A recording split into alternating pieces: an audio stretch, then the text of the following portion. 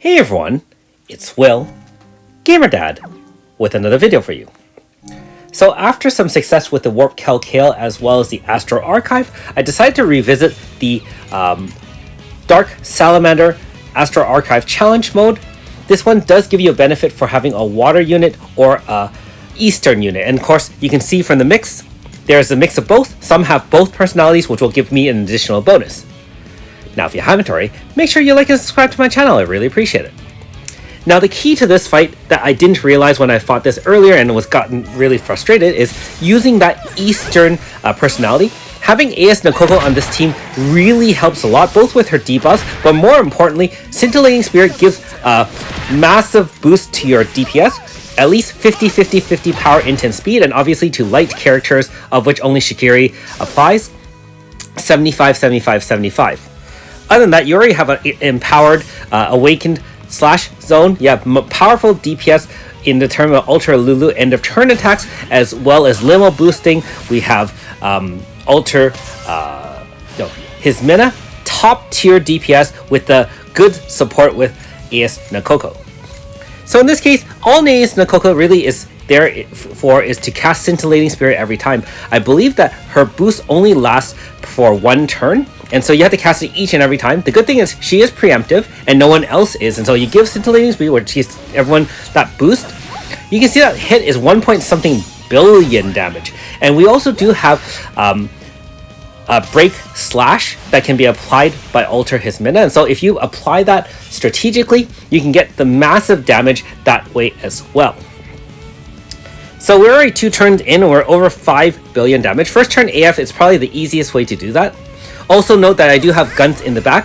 First turn AF clears all our AF, and we are benefiting from that 20% stat boost from guns, and so obviously this clear is made possible with it in play. I'm not sure if it would be as good without, but let's be honest. Now that we have all the power creep anyways, time to go back and beat everything down, right?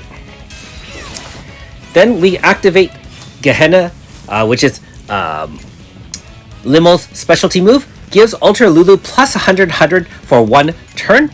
And we're just going to use another AF here to set up all our buffs and debuffs. Again, with all 5 turn fights, like some of these challenges, most of our buffs and debuffs only last for 3 turns. So unfortunately, we do use the 4th turn to reapply everything. The downside to that is you only get a maximum of 1 billion damage credited to your name, since in the AF you're capped at 9 nines, so to speak.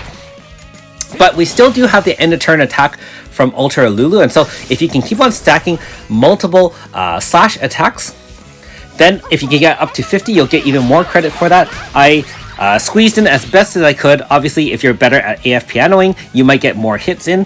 And also, key to this, try to get that element, that slash break times 6 from Alter his Mina before the end of the AF. Try to leave all 6 stacks if possible. Make sure you reawaken zone using Alter his Mina's moves as well. And you can see that Ultra Lulu was able to hit at the end of turn another 2 billion. Alter AS Shigiri is contributing by billions as well. And so with the dual debuff, we only took 1 hit from Dark Salamander, and it really wasn't much damage at all. Luckily, we were able to survive, because obviously if you lose a unit, you're going to lose a DPS, and I had a little bit of struggles of that earlier on as well. Cat Girl Chant really does help with the dual debuffs, or triple debuffs, shall I say, of power, int, and speed. So now we're going to hold our breath, see if we made the minimum requirement. It looks like almost 14 billion damage here, and so I would imagine that should be enough, and it clearly is. We only need about a high 180 mil or so, and so 253. I'm sure I'm not breaking any records here. However, remember what I said in one of my earlier videos, it's not about breaking records, guys. It's just about getting the results here, getting your 50 stones, having another chance to do a single pull and get the unit or units that you want. Loadout is pretty standard. As you probably know, I'm pretty lazy with Grasset, and I recommend you guys to do the same. If you want to save a lot of time, try to grind multiple sets and kind of leave them all set up, and then you just move them through your main DPS. Like in the case of Sword, I have it moved between Alter, his Mina, Aldo, and, for example, AS Cynthia. Severo carries Purgatory, and we have Eastern Water Unit Cyrus finishing it up. Thanks for watching. We'll see you next time.